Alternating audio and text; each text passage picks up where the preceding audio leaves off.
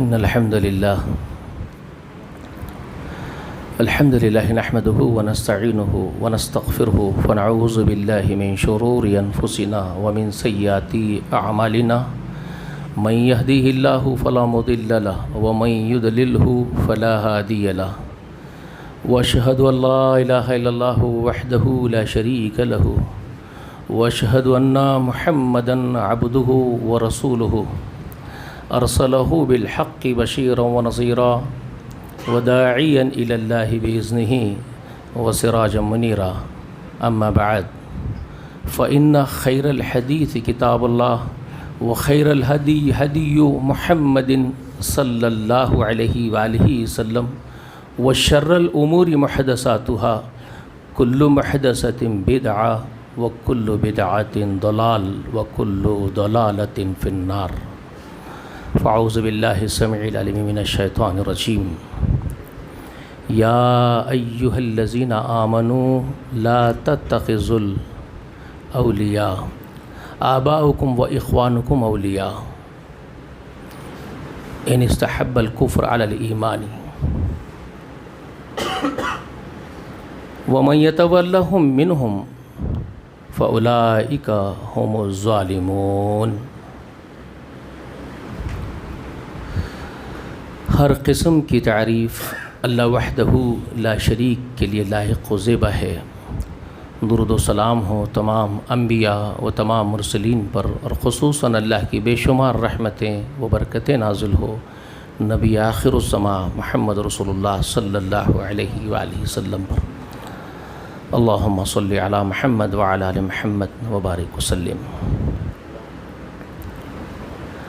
روز اول اللہ کے رسول کا یہ ارشاد ہے کہ روز اول جب اللہ تعالیٰ مخلوقات کو پیدا فرمائے تھے تو اللہ نے دو گروہ کو چھانٹ دیے تھے،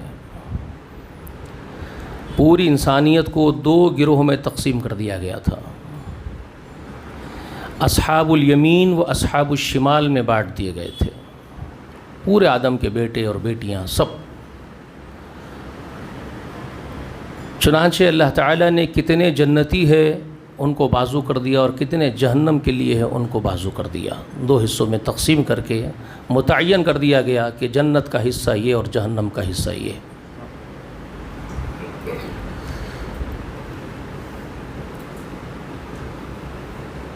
اب جو دنیا میں پیدا ہوں گے وہ اس لوح محفوظ کتاب میں ان کا پیدا ہونا لکھا ہوا ہے، وہ لکھا ہوا ہے کہ وہ کیا کام کریں گے اور کس طرف جائیں گے۔ اگرچہ کہ پیدا ہونے والوں کو کچھ نہیں معلوم، ان کو اللہ تعالیٰ نے عمل کا مکلف بنایا، اچھے عمل اور برے عمل کی تمیز اور تہذیب اور سمجھ اور بوجھ اللہ نے ہر آدم کے بیٹے کو اور بیٹی کو عطا کر دی۔ جس کو یہ سمجھ نہیں ہے اس کا مواخذہ بھی نہیں ہے، یعنی جو پاگل ہو، مجنون ہو، جس کا دماغ کام نہیں کرتا ہو، اس کا مواخذہ بھی نہیں ہے، اس کو جنت اور جہنم کا فیصلہ بھی نہیں۔ اللہ کے رسول کا فرمان ہے، 3 قسم کے مرفوع القلم لوگ ہوتے ہیں جن پر قلم فرشتے نہیں لکھتے، چلاتے نہیں قلم۔ وہ ہیں ایک تو نابالغ بچے جو بلاغت کو نہیں پہنچتے، ان کو شعور نہیں اور مر جاتے ہیں تو مرفوع القلم ہے، گناہ نہیں لکھے گئے۔ اسی طرح سے نیند میں اور بے ہوشی میں اور کوما میں جو لوگ ہیں جن کی عقلی کچھ بھی کام نہیں کر رہی ہے، نیند میں ہے، بے ہوشی میں ہے، عمل کا اختیار نہیں ہے تو قلم بھی نہیں چلتی۔ اسی طرح پاگل ہے، مجنون ہے تو اس کا اختیار میں نہیں ہے وہ خود، تو اس پر قلم نہیں چلتی، باقی شعور اور ادراک کے ساتھ قلم چلتی ہے۔ تو جتنے لوگ جو ہوش مند ہیں، جن کو اس بات کا ہوش ہے کہ وہ خود کیا ہے، وہ کیا کر رہے ہیں، کیسے جی رہے ہیں، ان کو اس بات کا اگر ہوش ہے تو پھر ان کے لیے حجت تمام کر دینے کے لیے اللہ نے 2 عمل کرنے کی ان کو چھوٹ اور آزادی دی ہے۔ اچھے عمل یا برے عمل کو چوز کر لینے کی اختیار اللہ نے دیا ہے، جو چاہے اختیار کرو اپنے لیے۔ لکھا وہی جائے گا ہر ایک کے ساتھ، ہر پیدا ہونے والے کے ساتھ، چاہے وہ آدم کا بیٹا ہو، آدم کی بیٹی ہو۔ کرامن کاتبین دونوں کو اللہ نے ساتھ ہی لگا دیا ہے، ان کے گلے کے آس پاس اٹکا دیا ہے، وہ ہر ایک کے عمل کو لکھ رہے ہیں۔ اب اگر ایمان والے ہیں، اللہ کے محبوب ہیں، یہاں انصاف اور عدل کے لیے آپ کو بھیجا گیا ہے اس زمین کی پشت پر.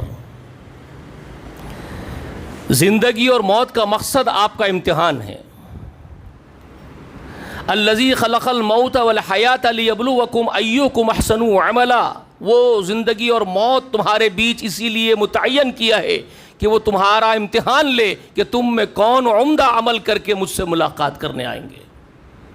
یہ سورہ ملک کی آیت نمبر 2 میں اللہ کا ارشاد ہے.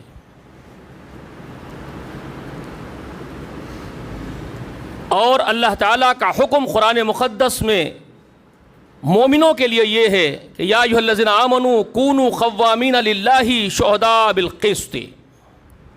ایمان والو تم اللہ کے لیے عدل و انصاف پر رہنے والے، سیدھے اور کھرے اور سچی گواہیاں عدل و انصاف کے ساتھ گواہیاں دینے والے بن کر کے زمین پر زندگی گزارنا. ایمان والوں کو اللہ تعالیٰ نے یہ حکم دیا ہے یا ایھا الذین آمنوا اتقوا اللہ وقولوا قولا سدیدا.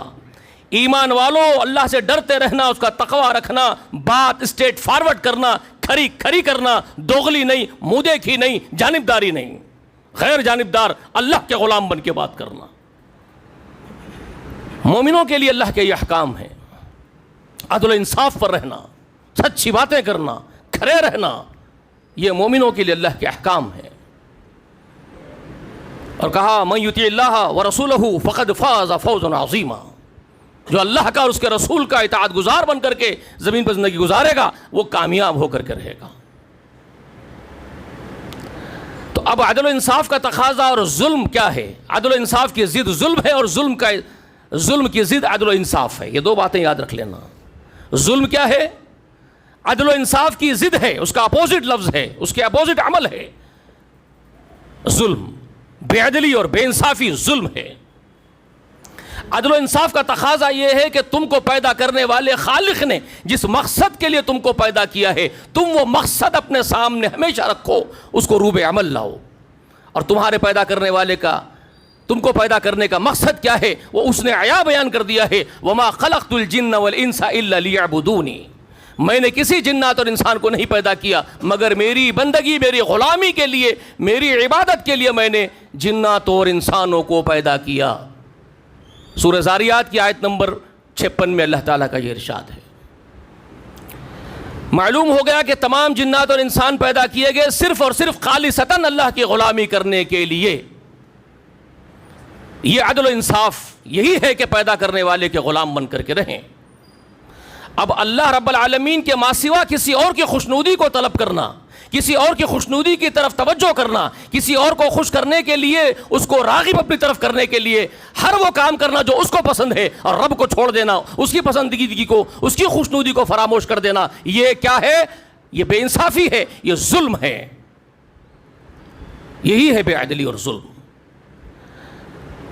اس بات کو سورہ توبہ میں اللہ تبارک و تعالی نے تمام تر مسلمانوں کو، بلکہ تمام تر انسانوں کو آپ کہہ سکتے ہیں، تمام جناتوں کو آپ کہہ سکتے ہیں، خصوصاً ایمان والوں کو ٹارگٹ کیا. لیکن جو ایمان لائے ہیں، اللہ کو مان لیتے ہیں، ان کے لیے تو ضروری بن جاتا ہے، فرض ہے. وہ کیا ہے؟ یا ایھا الذین آمنوا لا تتخذوا آباءکم واخوانکم اولیاء ان استحب الکفر علی الایمان. اے ایمان والو، تم اپنے باپوں کو بھی، اپنے بھائیوں کو بھی اپنے عزیز دوست نہ بناؤ اللہ کے مقابلے میں اگر وہ لوگ کفر کو ایمان پر ترجیح دے رہے ہوں. اگر تمہارے سگے باپ بھی، تمہارے سگے بھائی بھی ایمان کو فراموش کر کے کفر کو ترجیح دینے لگ جائیں، کفریہ زندگی گزارنے لگ جائیں، کفریہ ان کے احوال اور اعمال بن جائیں، اور تم یہ محسوس کر رہے ہو، تم یہ دیکھ رہے ہو کہ یہ عمدن خسدن اللہ کی نافرمانیاں کرتے ہیں اور ایمان پر کفر کو ترجیح دیتے ہیں، تو ایسی صورت میں اللہ کا حکم یہ ہے کہ اپنے باپ ہو کہ اپنے بھائی ہو، ان کو تم اپنے رفیق اور عزیز دوست نہ بناؤ. اس سے بڑی کوئی بات ہو سکتی ہے؟ کسی عقل مند، ہوش مند آدمی کے لیے اس سے زیادہ سختی کی بات اللہ تعالیٰ کی طرف سے اور واضح اور کلیئر کیا ہو سکتی ہے؟ مجھے بتائیے. کسی اور کی بات تو درکنار کر دو. اللہ نے فرمایا کوئی اور قوم ہو، کوئی اور پرسنالٹی ہو، کوئی اور لوگ ہوں، وہ تو بہت درکنار اور دور کی بات رہ جائے گی. میں تم سے یہ کہتا ہوں لوگوں کہ تمہارے اپنے سگے باپ کیوں نہ ہو، تمہارے اپنے سگے بھائی کیوں نہ ہو، ان کو بھی دوست بنانے سے ممانعت کرتا ہوں میں میرے مقابلے میں. تو دور کے لوگ تو دور ہی ہوں گے، باپ اور بھائی سے بڑھ کے ہو جائیں گے. جب اتنی بڑی خیر تم کو لگا دی گئی ہے کہ تمہارے باپ اور تمہارے بھائی بھی اس بات کا حق نہیں رکھتے کہ تم ان کو اپنے دوست اور رفیق بناؤ، اگر وہ کفر کو ترجیح دے رہے ہو ایمان کے اوپر. یہ سورہ توبہ کی آیت نمبر 23 میں پڑھ رہا ہوں آپ کے سامنے. 23 آیت کریمہ سورہ توبہ آپ پڑھ کے دیکھ لیجئے گا. وَمَن يَتَوَلَّهُمْ مِنْكُمْ فَأُولَئِكَ هُمُ الظَّالِمُونَ. یہاں ہے وہ بات جو میں آپ کو بھی بتا رہا تھا. جو تم میں سے ایسا کرے گا ان کو اپنے دوست اور رفیق بنا کر کے رکھے گا میرے مقابلے میں، تو اولئک ہم الظالمون، تو وہی ہے بے عدل لوگ، بے انصاف لوگ، ظالم لوگ ہیں وہ. کیونکہ میرا حق ہے کہ تم مجھے خوش کرو اور میری رضامندی کو سامنے رکھو، ملحوظ رکھو، یہ میرا حق ہے. مگر تم نے میرے مقابلے میں کھڑے ہونے والے تمہارے باپوں کو اور بھائیوں کو بھی اگر میرا حصہ دے دیا ہے تو یہ ناانصافی ہے، یہ ظلم ہے اگر تم ان سے محبت کرتے ہو. یہی بے عدلی ہے. اس کے بعد والی آیت نمبر 24 میں تو اور وضاحت کے ساتھ اللہ نے بیان فرما دی، بہت کلیئر کر دیا. ان کان آباؤکم و اخوانکم، اور کیا کہا وہاں، وہ ان کان آباؤکم و ابناؤکم و اخوانکم، وہاں تو مزید رشتے جوڑ دیے آپ کے سامنے. نبی ان سے بولو، قل ان کان آباؤکم و ابناؤکم و اخوانکم و ازواجکم و عشیرتکم و اموال اقترفتموها و تجارت تخشوا کسادها. کیا فرماتا؟ ایک ایک بات کو آپ غور کیجئے، مجھے یاد نہیں آ رہی ہے پوری آیت، پھر پڑھتا ہوں آپ کے سامنے انشاءاللہ یاد آ جائے گی. ایک ایک بات پہلے سن لیجئے. ان کانا آباؤکم و ابناؤکم، اگر تمہارے باپ، رسول ان سے بول دو اگر تمہارے باپ، وہ پچھلی آیت میں آپ پڑھے تھے تمہارے باپ اور تمہارے بھائی، یہاں ایکسٹرنل رشتے اور جوڑ کر کے آپ کو اور تفصیل بیان کر رہے ہیں. کہہ دو ان سے تمہارے باپ، ابناؤکم تمہارے بیٹے بھی، وہ اخوانکم تمہارے بھائی بھی، وہ ازواجکم تمہاری بیویاں بھی، وہ عشیرتکم تمہارے تمام تر رشتہ دار بھی، وہ اموال اور تمہارے اموال، اقترفتموہا جن پر تم فریفتہ ہوتے ہو، وہ تجارت تخشون کسادہا اور تمہاری تجارتیں، کسادہا جس کے پسماندہ پڑ جانے، تجارت کے پسماندہ پڑ جانے سے تم ڈرتے ہو. کیوں ڈرتے ہو؟ چھیڑ لیے مارکیٹ میں، سب سے دور ہو گئے تو کاروبار کیسا ہوگا، پیٹ کیسا پلے گا، دکانداری کیسے چلے گی؟ نہیں نا بھائی، سب کو رفیق بنا کے چاپلوسی کرتے رہنا پڑے گا زندگی میں. لوگ قریب رہیں گے، میری تجارت چلے گی تو میری روزی روٹی چلے گی، یہ تمہارا توکل کا حال ہوتا ہے. تو اللہ نے فرمایا وہ تجارتن، تمہاری وہ تجارتیں تخشون کسادہا جس کے مندی کی وجہ سے تم ڈر محسوس کرتے ہو، اور وہ مساکین ترضونہا اور تمہاری حویلیاں جس کو تم محبوب رکھتے ہو، تمہارے مکان، تمہارے گھردار، یہ ساری چیزوں کا ذکر کرنے کے بعد فرمایا اگر یہ احب الیہ منکم من اللہ ورسولہ وجہاد فی سبیلہ فتربصوا حتی یاتی اللہ بامرہ. یہ 24ویں آیت کریمہ سورہ توبہ کی. اگر یہ تم کو محبوب ہو جائیں اللہ سے زیادہ، اس کے رسول سے زیادہ، اور اللہ کی راہ میں جد و جہد کرنے سے، مجاہدے سے زیادہ اگر محبوب تم کو یہ ہو جائیں، فَتَرَبَّصُوا حَتَّى يَأْتِيَ اللَّهُ بِأَمْرِهِ، تو پھر انتظار کرو اللہ کے عذاب کے آنے کا. تو پھر انتظار اللہ کے عذاب کا تم کرو کہ تم کو اللہ عذاب میں ڈال کر رہے گا. یہ ہے. اس کے بعد کیا فرماتے؟ ان اللہ لا يحب، بے شک اللہ تعالیٰ محبوب نہیں رکھتا، پسند نہیں کرتا. یا ان اللہ لا یہدی ہے وہاں، ان اللہ لا یہدی، اللہ ہدایت نہیں دیتا. کس کو؟ قوم الفاسقین. قوم الفاسقین کہا ان فجاروں کو، حدودوں کو توڑنے والے فاسقوں کو جو اللہ کی حدیں توڑتے ہیں. اللہ ان کو ہدایت سے محروم رکھتا ہے. ان کو اللہ تعالیٰ اپنے توفیق، اپنے یہاں سے توفیق نہیں دیتا راہ راست پر آنے کی. کیا سمجھ میں آ گیا؟ اور کچھ ڈاؤٹ ہے؟ کتنا کلیئر ہے؟ قرآن کتنا کلیئر ہے؟ اس سے زیادہ اور کوئی کلیئرٹی آپ کو چاہیے؟ پہلے کہہ دیا کہ تمہارے باپ اور تمہارے بھائی بھی تمہارے دوست نہیں بننے چاہیے اگر وہ کفر کو ترجیح دے رہے ہو ایمان کے مقابلے میں. وہی لوگ ظالم ہوں گے جو ان کو اپنے دوست اللہ کے مقابلے بنائیں. اور اس کے بعد والی 24ویں آیت میں تو اور کلیئر کر کے بتا دیا, اگر تمہارے باپ ہو کہ تمہارے بیٹے ہو, تمہارے بھائی ہو کہ تمہاری بیویاں ہوں, کہ تمہارے رشتہ دار ہوں, کہ تمہارا مال ہو جس پر تم فریفتہ ہو, کہ تمہاری تجارتیں ہوں جس کی مندی کا تمہیں ڈر ہو, کہ تمہاری حویلیاں ہوں جس سے تم محبوب رکھتے ہو, یہ ساری چیزیں دنیاوی اگر تمہیں اللہ اس کے رسول سے زیادہ, اس کی راہ میں جد و جہد سے زیادہ اگر محبوب ہو گئی ہو تو پھر اللہ کے عذاب کے لیے انتظار کرو. جی, اور اللہ فاسقوں کو ہدایت نہیں دیتا. یہ تو قرآن پڑھ رہا ہوں نا ایک ایک چیز, کہاں کی کتاب کی باتیں ہیں یہ. پیچھے جائیے سورہ توبہ سے پہلے جائیے, مائدہ پڑھیے, آیت نمبر 51 پڑھیے سورہ مائدہ کی. یا ایھا الذین آمنوا لا تتخذوا اليہود والنصارى اولیاء بعضهم اولیاء بعض ومن يتولهم منكم فإنه منهم.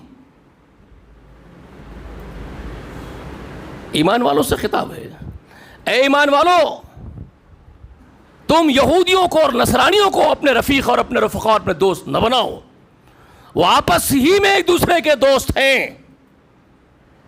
جو تم میں سے ایسا کرے گا انہیں اپنا دوست بنائے گا. فَإِنَّهُ مِنْهُمْ, تو اللہ کے یہاں وہ یہودی نصرانی ہی لکھا جائے گا. فَإِنَّهُ مِنْهُمْ, اللہ فرما رہے ہیں جو تم میں سے ان سے رفاقت کرے گا یہودیوں اور نصرانیوں سے تو وہ منہم, انہی میں سے ہوگا اللہ کے یہاں. اسی لیے میرے آقا علیہ الصلوۃ والسلام کی وہ حدیث مبارکہ جو مستند ہے, صحیح ہے, صحیحین میں ہے, جو جس سے محبت کرے گا وہ اسی کے ساتھ اٹھے گا. جو رسول اللہ سے محبت کرے گا, صحابہ سے محبت کرے گا, تو رسول اللہ کے ساتھ صحابہ کے ساتھ اس کا حشر ہوگا. اور جو کافروں سے محبت کرے گا اس کا حشر بھی کافروں کے ساتھ ہوگا. یہ رسول اللہ کی صحیح حدیث.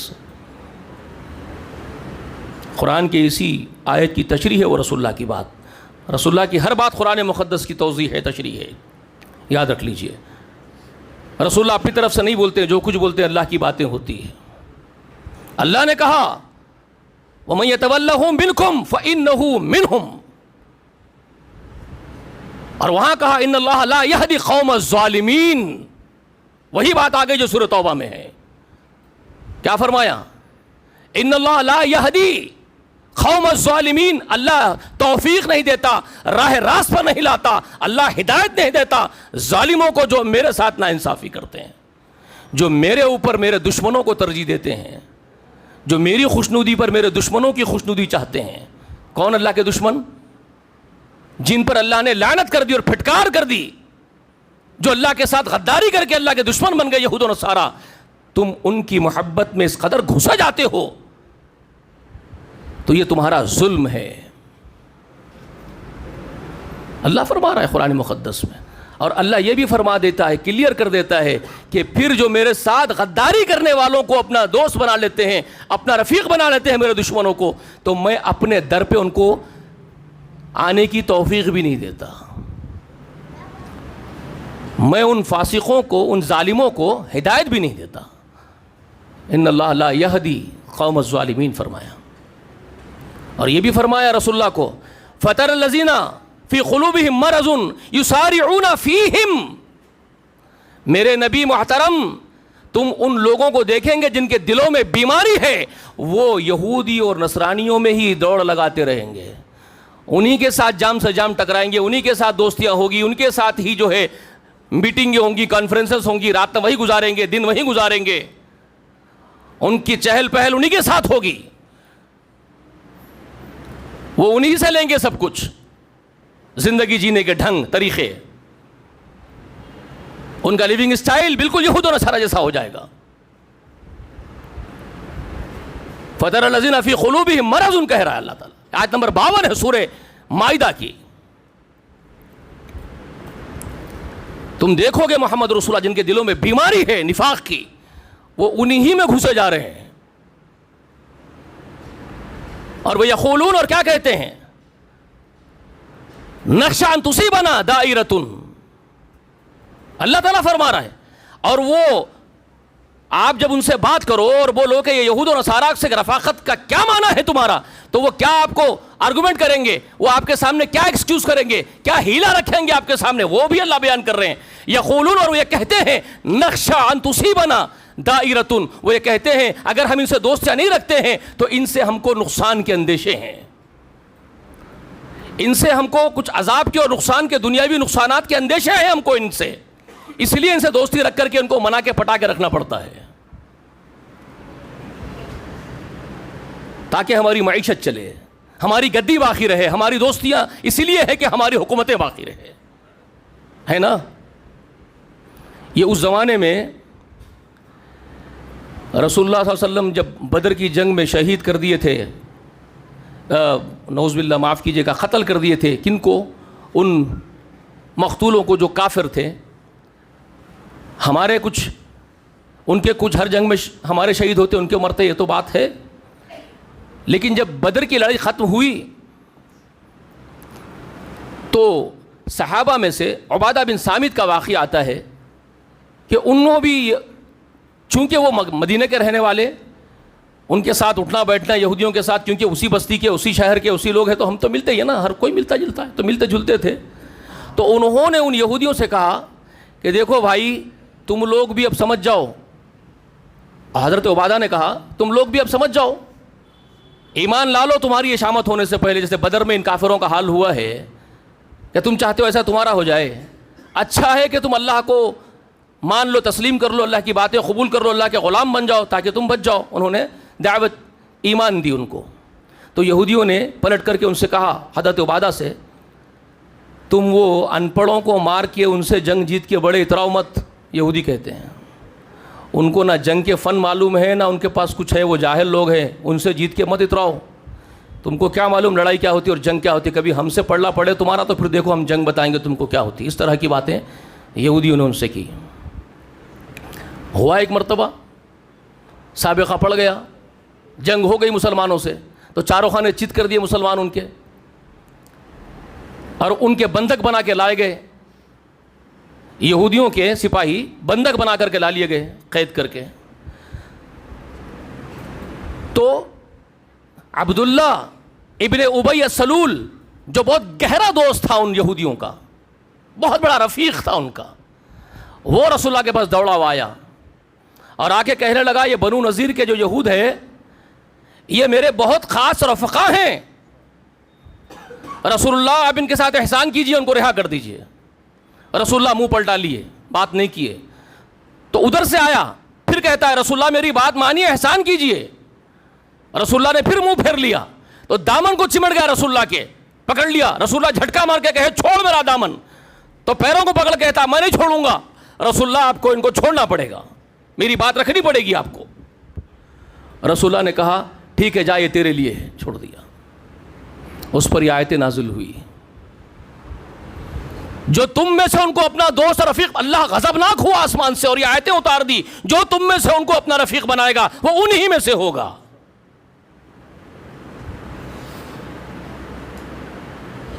سمجھ میں آئی بات آپ کو؟ مسلمانوں کا کیا حال ہے؟ اللہ اکبر, بچے کٹ رہے ہیں, عورتیں پلک رہی ہیں, ان کی عصمتیں ختم ہو گئی, ان کی جانیں چلی گئی, عصمتوں سے زیادہ ان کی جانیں ختم ہو گئی. بے شمار مصیبتوں کے شکار ہیں, کھانے کے لیے کھانے نہیں ہیں, پہننے کو کپڑے نہیں بچے, اڑھنے کو بستر نہیں بچے, رہنے کو چھت نہیں بچا. جی, اور یہ خبریں, وہ زمانہ بھی نہیں ہے کہ خبریں آنے میں مہینے لگتے تھے. کہاں کچھ ہو جاتا تو وہاں کی خبر یہ آنے میں مہینوں لگ جاتے تھے. یہاں تو سیکنڈوں میں آ رہی ہے خبریں, سیکنڈوں میں.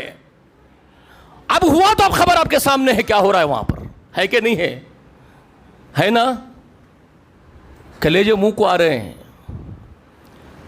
بے غیر تو تمہارا حال کیا ہے,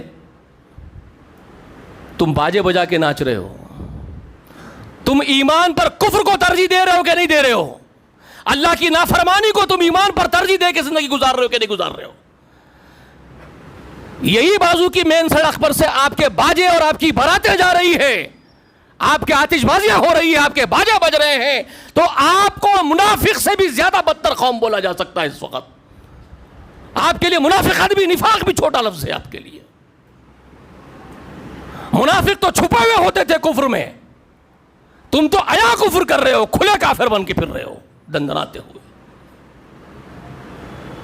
دندنا رہے ہو تم زمین کی پشت پر،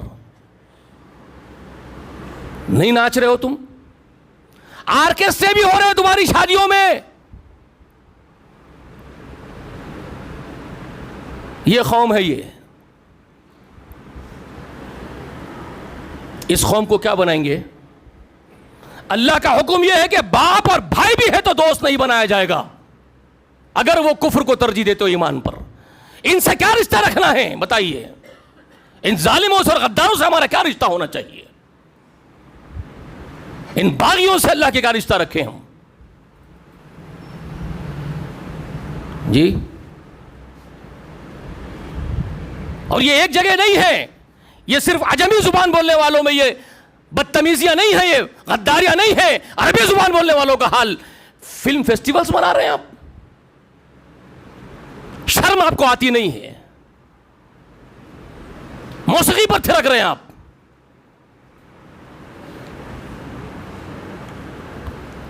نہیں، جھوٹ بول رہا ہوں، غلط بول رہا ہوں؟ یہ حال ہے آپ کا. باتیں بڑی بڑی ہو رہی ہے. سلطنت عثمانیہ کو واپس لانے کی بات کرتا ہے وہ اردغان جو بیٹھا ہوا ہے.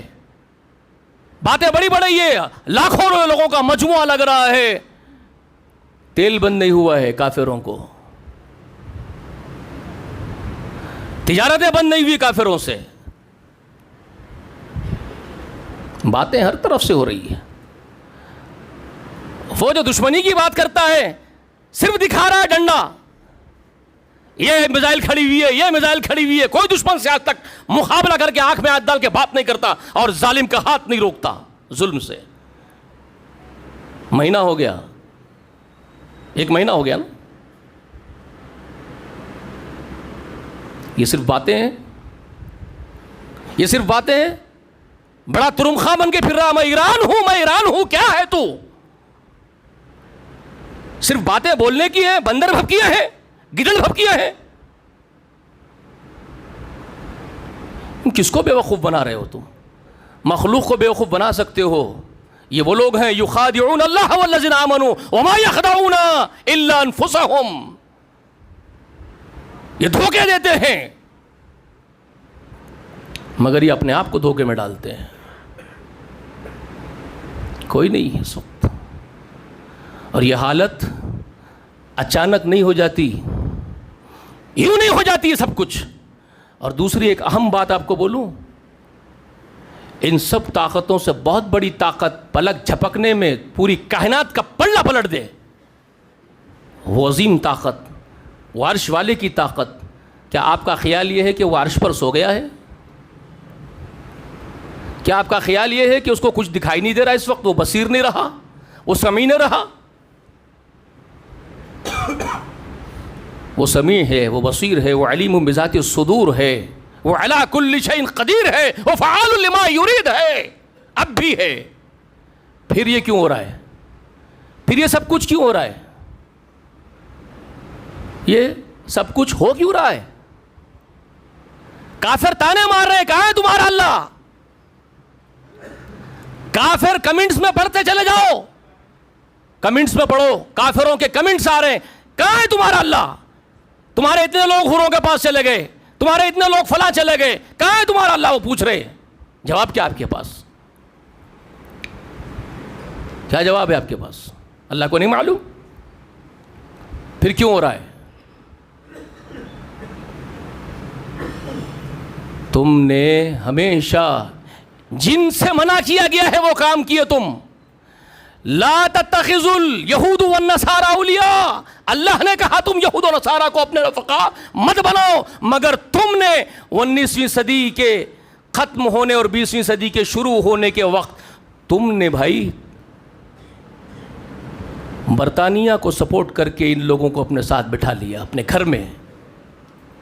تم کو یہ قرآن نظر نہیں آیا؟ تمہارے علماء کی نظر اندھی ہو گئی تھی یا مر گئے تھے وہ؟ ان کو یہ آیتیں نظر نہیں آ رہی تھی قرآن مقدس میں کہ لاعتبار قوم ہے, اللہ نے لعنت کر دی, رسول اللہ نے نکلوا دیا ان کو مدینہ اور خیبر سے؟ تم نہیں سمجھ سکتے تھے ان باتوں کو؟ تم نے ساتھ بٹھایا. آج وہ نرسنگھار کر رہا ہے بھیڑیا بن کر کے, انسانیت کا خون بہا رہا ہے. جتنے انسان ہیں, چاہے وہ مسلمان ہو, ہندو ہو, سکھ ہو, عیسائی ہو, کوئی مذہب کے لوگ ہوں, جن میں انسان, خود یہودی بھی کیوں نہ ہو, جن میں انسانیت بچی ہوئی ہے, وہ اس چیز کو محسوس کر رہے ہیں کہ یہ انسانیت کو کچلا جا رہا ہے. ورنہ کون ہے جو معصوم لوگوں کا قتل کرے, انوسنٹس کو مارے؟ محمد رسول اللہ نے بھی جہاد کیا, جنگ کی. محمد رسول اللہ جنگ میں اپنے سپاہیوں کو تاکید کر کے لے جاتے تھے, جو آج بھی آپ پڑھ سکتے ہو پورے حدیث کی کتب میں. رسول اللہ کی وہ تاکیدیں موجود ہیں. اپنے فوج کو, اپنے سپاہیوں کو یہ آدیش دے کر کے لے جاتے تھے محمد رسول اللہ کہ جہاں تم جا رہے ہو جنگ کرنے کے لیے, وہ اللہ کے دشمن ہے, انہوں نے ہم کو جنگ کی دعوت دی ہے.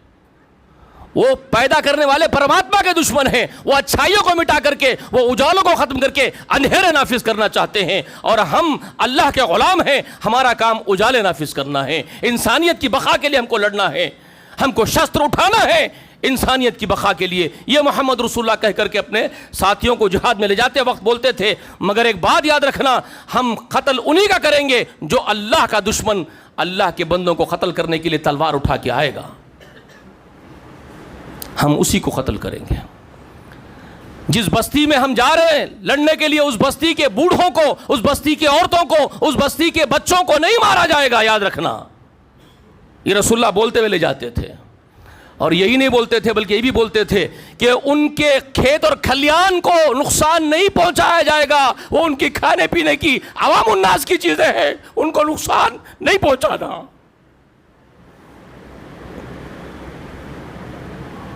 یہ تعلیمات تھی جناب محمد رسول اللہ کی, پروفٹ محمد صلی اللہ علیہ وسلم کی. تو ہیومینٹی کو معلوم کر لینا چاہیے دونوں طرف سے پڑھ کر کے. اور یہ جو کر رہا ہے یہ بھی دیکھنا چاہیے, یہ دواخانوں کو تباہ کر رہا ہے, جہاں معصوم بچے اور ڈاکٹرز اور نرسز, ایوری سب کچھ مر رہے ہیں, ہر کوئی مر رہا ہے. یہ انسانیت ہے؟ یہ شیطان انسانیت کو کچل رہا ہے, یہ شیطان ہے. اسی لیے قرآن نے ان کو شیطان قرار دیا 1400 برس پہلے اسی قوم کو. لوگوں کو معلوم ہونا چاہیے کون کیا ہے. نادانوں کی طرح ان کا ساتھ دے رہے ہیں, ان کے بارے میں بات کر رہے ہیں. دنیا کا دوغلاپن سامنے آ رہا ہے اس کی وجہ سے. معلوم, یہ سمجھ میں آ رہا ہے کہ دنیا اس وقت انسانیت کو چھوڑ رہی ہے, راکشسوں کی اور بڑھ رہی ہے. نرسنگھار کا کوئی سائیڈ لے سکتا ہے بھائی؟ جنوسائیڈ کا کوئی سائیڈ لے سکتا ہے؟ ہم تو ہٹلر کی بھی اس پالیسی کا کلدم کرتے ہیں, اس پر بھی ہم رد کرتے ہیں اس کا کہ اس نے صحیح نہیں کیا. انوسنٹس کو اگر مارا ہے تو صحیح نہیں ہے. ہم تو کبھی جنوسائیڈ کی تائید نہیں کریں گے, اسلام کی تعلیمات ہی نہیں ہے. مگر آپ کو کیا ہو گیا ہے, آپ تائید کر رہے ہیں.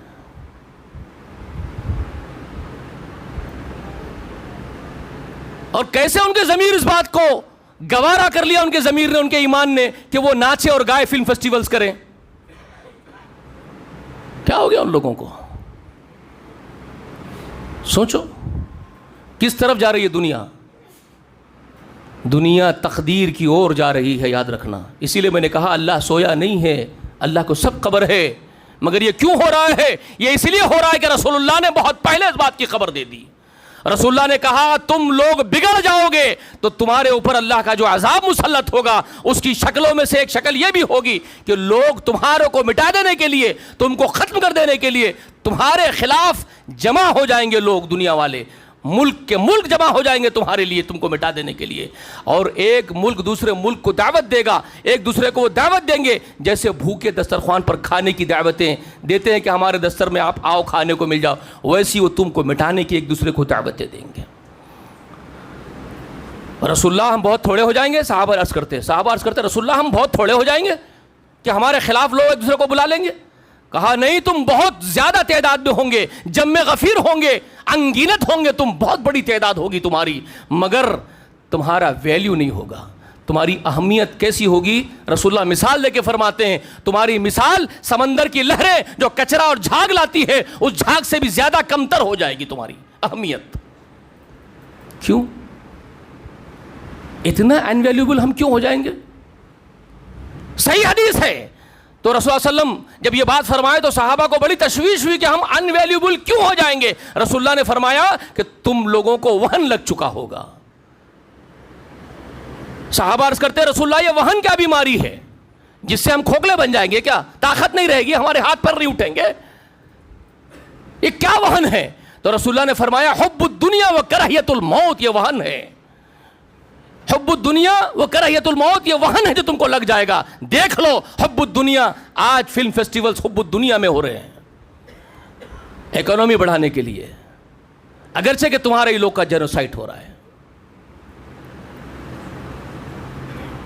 نہیں، غلط بول رہا ہوں، غلط بول رہا ہوں، آپ کا ضمیر، آپ کا ایمان بول رہا ہے کہ اکبر بیگ صاحب جو کچھ بول رہے صحیح نہیں ہے، پکڑ کے اتار دینا مجھے۔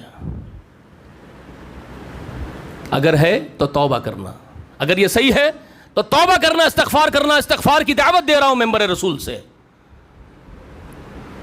ابھی توبہ کے دروازے کھلے ہیں، سورج ابھی مشرق سے ہی اگ رہا ہے، مغرب میں ہی غروب ہے۔ اس دن کے آنے سے پہلے توبہ کر لو کہ سورج مغرب سے نکل کے آ جائے واپس، پھر توبہ کسی کی قبول نہیں، اور وہ ہوگا بہت جلد ہوگا۔ زمین شر سے بھر جائے گی، یہ زمین کا مقدر ہے، یہ تمہارے ہاتھوں کی کمائی ہے، اور عذاب جو ہو رہا ہے تم پر، یہ عذاب ہے مسلط کیا گیا۔ وہ بھول بھلائیوں کے باتیں مجھ سے نہیں ہوتی ہے کہ لوگ یہ بول رہے ہیں کہ تمہاری آزمائشیں ہو رہی ہے۔ وَلَنَبْلُوَنَّكُمْ بِشَيْءٍ مِّنَ الْخَوْفِ وَالْجُوعِ وَنَقْصٍ مِّنَ الْأَمْوَالِ وَالْأَنفُسِ وَالثَّمَرَاتِ، یہ سب بھول بھلائیوں کی باتیں میں نہیں کر سکتا تمہارے ساتھ۔ اللہ ایمان والوں کو آزماتا ہے، غداروں پر سزا مسلط کی جاتی ہے۔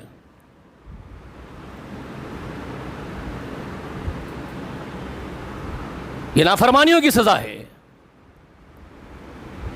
اور وہ نافرمانیاں ماضی میں ہوئی تو اب بھی ہو رہی ہے، اب بھی نافرمانیاں کر رہے ہو، اب بھی توبہ نہیں کر رہے اللہ کے حضور میں۔ دنیا اتنی محبوب ہو گئی، دیکھ لے رہے ہیں آپ کی شادی نہیں رک سکتی، شادی تو نہیں رک سکتی نا، دعوت میں ناچ گانا تو رک سکتا ہے، شادی ٹھیک ہے نہیں رک سکتی ہے، شادی طے ہو گئی ہے وہ ہوگی، لیکن یہ باراتوں میں ناچ پٹاخے رک سکتے ہیں نا، مگر تم غدار ہو، تم کو اس کا احساس کیسے ہوگا؟ توبہ نہیں کریں گے تو اس سے بڑھ کر کے عذاب آئیں گے اللہ کے۔